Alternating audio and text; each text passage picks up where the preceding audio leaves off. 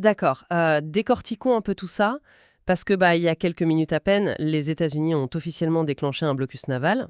Ouais, un vrai blocus, la ligne est franchie. C'est ça, et ça engage une véritable course-poursuite sur l'une des voies maritimes les plus critiques de la planète, le détroit d'Ormuz. Absolument. On parle de 6 navires de guerre américains qui tentent de bloquer des centaines de supertankers de la taille de gratte-ciel. Des monstres d'acier, quoi. Et le détail le plus invraisemblable dans tout ça, c'est que l'étincelle qui a mis le feu aux poudres n'avait absolument rien à voir avec le pétrole ou la navigation. Non, pas du tout. C'était un désaccord de quelques années sur un calendrier d'enrichissement d'uranium. C'est un décalage vertigineux entre la cause et l'effet, je veux dire. Nos sources du jour, qui incluent des transcriptions d'experts, des rapports d'anciens agents du renseignement naval et des articles de journalistes, elles montrent à quel point la situation s'est dégradée à une vitesse anormale. Ouais, c'est allé super vite. On n'est plus dans la théorie, là. Le délai officiel a expiré et ce blocus américain est désormais actif. Du coup, la mission de notre analyse aujourd'hui, c'est vraiment d'assembler ce puzzle super complexe pour notre auditoire. On va essayer de comprendre comment on est passé de négociations de paix à Islamabad à un blocus naval. On va aussi décortiquer la mécanique de ce nouveau système de péage iranien et surtout évaluer les risques d'une confrontation avec la Chine et l'économie mondiale. Parce que les répercussions, elles vont pas se limiter à des tactiques militaires lointaines, tu vois. Non, c'est clair. Ce blocus, il a la force de frappe suffisante pour remodeler l'économie mondiale en l'espace de quelques jours. Et pour bien saisir tout ça, faut qu'on retourne sur la terre ferme. Ouais, à Islamabad. Voilà.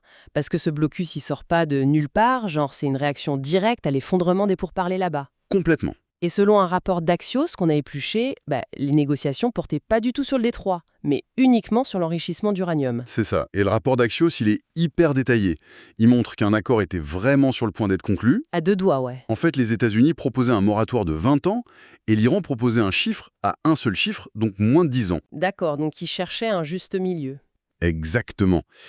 Et le truc dingue, c'est que l'Iran avait accepté une concession majeure. La fameuse histoire de la dilution, le downblending, c'est ça? Ouais, c'est ça. Au lieu d'exporter le matériel nucléaire hors du pays, ce que les Américains exigeaient à la base, l'Iran acceptait de le diluer sur son propre sol, sous surveillance. Attends, juste pour vulgariser un peu pour les gens qui nous écoutent, si on prend une métaphore, enrichir de l'uranium, c'est un peu comme distiller de l'alcool pour avoir une liqueur ultra forte, genre à 90 degrés, non? Ouais, c'est une très bonne image. Et donc la dilution, le downblending, c'est littéralement rajouter de l'eau dans cet alcool pour le rendre inoffensif. C'est exactement ça.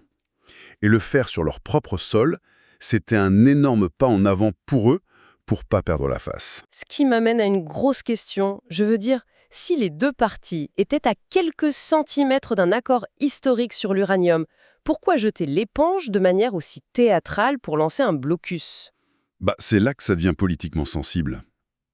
Surtout que nos sources racontent que la délégation américaine, menée par le vice-président Vance sous l'administration Trump, a soudainement tenu une conférence de presse. Oui, Ils ont blâmé l'Iran, ils ont pris Air Force de direct. laissant les diplomates iraniens complètement stupéfaits, ouais. Ce qu'on appelle blindsided en anglais.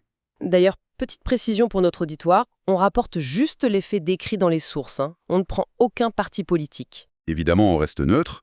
Mais ce qui est fascinant ici, c'est que les experts estiment que cet échec a poussé l'administration américaine à chercher un nouveau levier de pression en urgence. Une sorte de plan B un peu brutal. Voilà, l'imposition précipitée du blocus, c'est ça. Mais du coup, sur l'eau, ça donne quoi? Parce que là, la diplomatie est rompue. Comment ça se matérialise concrètement dans le Golfe? Alors, c'est là qu'entre en jeu le fameux multipass iranien. Le péage, j'adore ce terme, le multipass. Ouais, c'est le surnom que les experts lui donnent. En gros, l'Iran a mis en place un système de péage super lucratif. T'as un corridor sécurisé entre les îles de Kesh, Larak et Hormuz. Et le prix du ticket? 2 millions de dollars par navire. Ah ouais, 2 millions. Dit comme ça paraît énorme. En fait, pas tant que ça. Faut voir que c'est des super tankers qui valent dans les 100 millions de dollars. Ok, avec la cargaison. Ils transportent parfois pour 200 millions de dollars de pétrole. Donc 2 millions, c'est une broutille. C'est l'équivalent du prix de l'assurance, en fait. Exactement. Et les sources disent qu'il y a déjà 136 navires qui sont passés. L'Iran pourrait se faire genre 160 milliards de dollars par an avec ça. C'est là que ça devient vraiment intéressant. Parce que l'Iran a essentiellement installé une voie télépéage sur l'une des zones les plus contestées au monde. Ouais, En toute tranquillité. Et pendant ce temps, les États-Unis tentent d'organiser une course-poursuite policière avec seulement 6 voitures de patrouille face à des mastodontes des mers. C'est une super analogie. Le blocus américain, géré par le CENTCOM, vise tous les navires venant ou allant vers des ports iraniens, comme Bandar et Jask, mais ils n'ont que 6 destroyers de classe Harley-Burke. 6 destroyers pour tout bloquer. Mais logistiquement, comment on arrête un immeuble flottant? C'est là le drame. T'as qu'une option, les opérations VBSS. Visit, Board, Search and Seizure. L'arraisonnement. Voilà. Et c'est extrêmement dangereux. Faut imaginer la scène. T'as des petites équipes qui doivent grimper sur un monstre d'acier en plein mouvement. Ça a l'air suicidaire. Et l'historique est pas rassurant. Les sources parlent de capitaines irakiens par le passé qui soudaient littéralement les ports de la passerelle. Tu veux dire qu'ils soudaient le métal pour empêcher les Américains d'entrer? Exactement. Ils enchaînaient les accès aux salles des machines. T'as même eu un cas où le navire a foncé vers les eaux iraniennes, avec les soldats américains à bord. Oh, waouh! Un peloton entier de SEALs a dû abandonner le navire en pleine mer, en sautant par-dessus bord pour pas se faire capturer. Donc si l'équipe peut pas monter ou prendre le contrôle, ils font quoi, les destroyers? Ils ont pas le choix. Faut passer au tir de sommation. Avec les canons de 5 pouces. Ouais. Et le risque ultime, selon nos experts militaires, c'est de devoir carrément couler les navires. Et l'administration américaine a dit qu'elle était prête à recourir à la force. Mais attends, tirer sur un navire, c'est hyper risqué. Mais tirer sur un navire qui appartient à une superpuissance, c'est carrément le début de la fin. Tu mets le doigt sur le point sensible. C'est l'entrée du dragon dans ce conflit. Parce que le pétrole iranien n'est pas transporté par des Iraniens. Non, la grande majorité des navires sont chinois, indiens ou pakistanais. Et la Chine a réagi, non? Ouais, le ministère chinois de la Défense a fait une déclaration assez choquante. Ils ont affirmé que l'Iran contrôle le détroit d'Ormuz. Ce qui va totalement à l'encontre du droit international. Le détroit est censé être ouvert. Complètement. Et la Chine a ajouté que ces navires continueraient de passer librement grâce à leurs accords commerciaux. Donc on va droit dans le mur. Et c'est pire. Le risque imminent, c'est que la Chine envoie un escadron de frégates, peut-être celles qui sont près de la Somalie ou de Djibouti, pour escorter ces pétroliers. Oh, genre, ils vont s'interposer physiquement? Exactement, entre la marine américaine et l'Iran. Le Pakistan fait déjà un peu la même chose près de Chabahar. Ça me fait penser, nos sources faisaient une comparaison avec l'île des Serpents en Ukraine, non? Ouais, l'anniversaire du fameux défi lancé aux navires russes. Les analystes craignent que les capitaines chinois adoptent exactement la même attitude de défi insolent face aux Américains.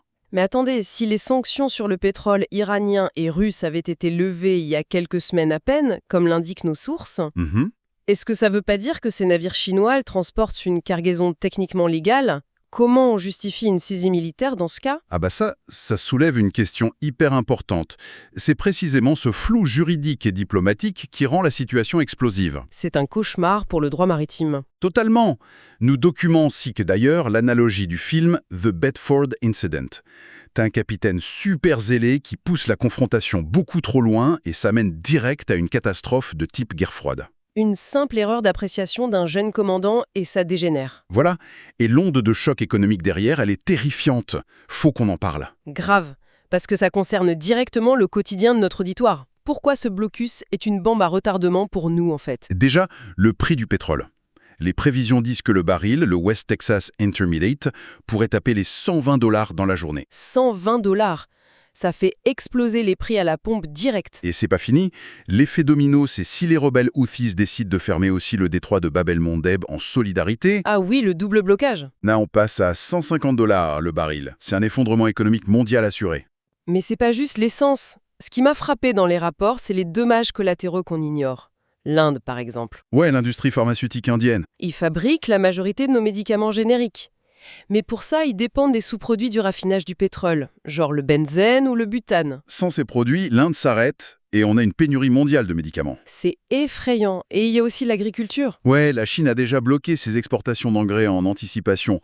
Ça menace directement l'agriculture en Asie du Sud et en Afrique subsaharienne. Famine potentielle. Et même la technologie. Je veux dire, la crise des puces électroniques pour l'IA en Corée du Sud. Ah oui, ils ont besoin d'hélium pour fabriquer ces puces. Et cet hélium, il passe par le Golfe. Donc, qu'est-ce que tout ça signifie, en gros?